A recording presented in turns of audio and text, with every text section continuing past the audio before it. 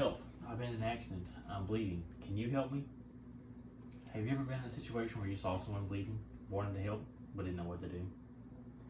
Today we're going to discuss bleeding control, the importance of bleeding control, the nuts and bolts of performing the task of stopping the bleed, and how you can be better prepared next time the emergency happens around you.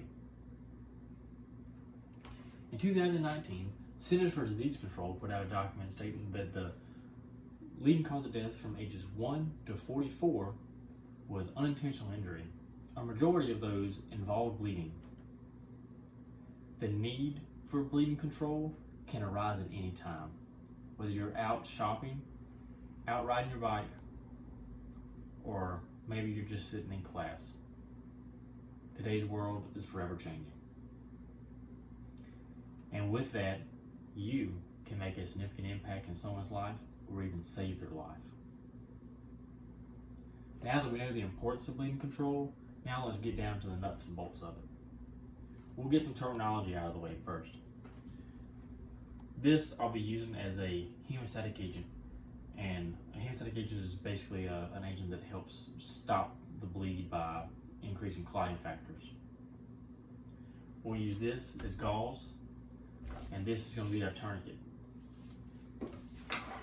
And this is going to be our simulated injured person.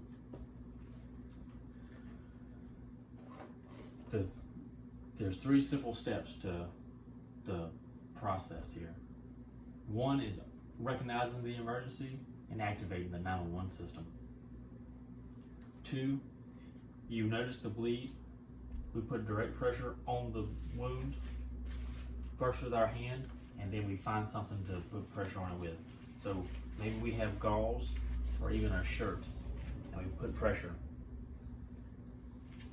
And then as long as it is an extremity, so arms or legs, then we need to be using a tourniquet.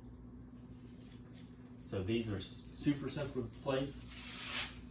You pull, get as tight as you possibly can,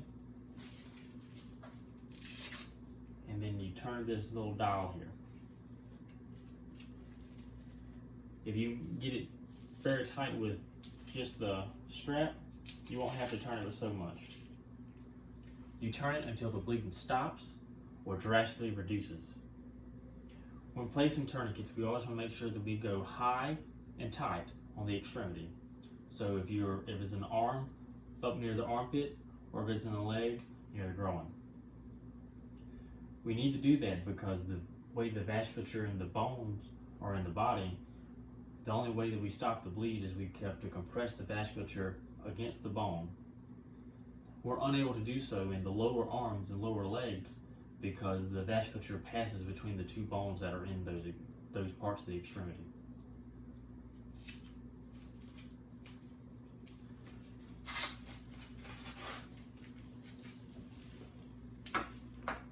And remember, when we're putting pressure on the wound, if this is our wound, they are bleeding out. We have to understand that this is a traumatic event for them and ourselves. If you have gloves, that's great. If you don't have gloves and you're afraid of bodily fluids, you can use other household items, plastic bags, trash bags, something to that effect that creates some kind of barrier for you, for your safety. And then you just simply place it over the wound and put direct pressure. The more the better. If it's a wound in the leg, our body holds 5 liters of blood.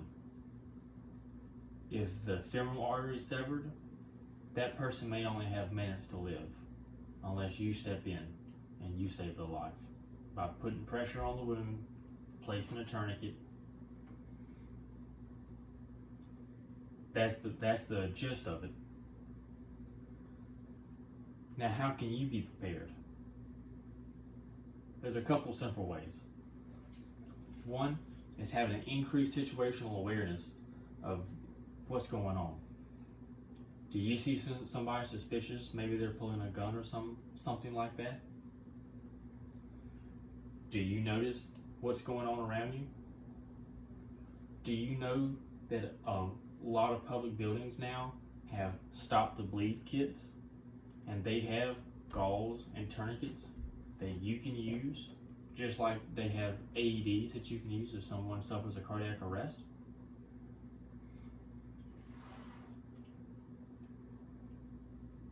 In summary, you can save a life by completing a few simple tasks. Recognizing the need, putting pressure on the wound, and placing a tourniquet on that individual. It can save a life. Thank you for saving mine.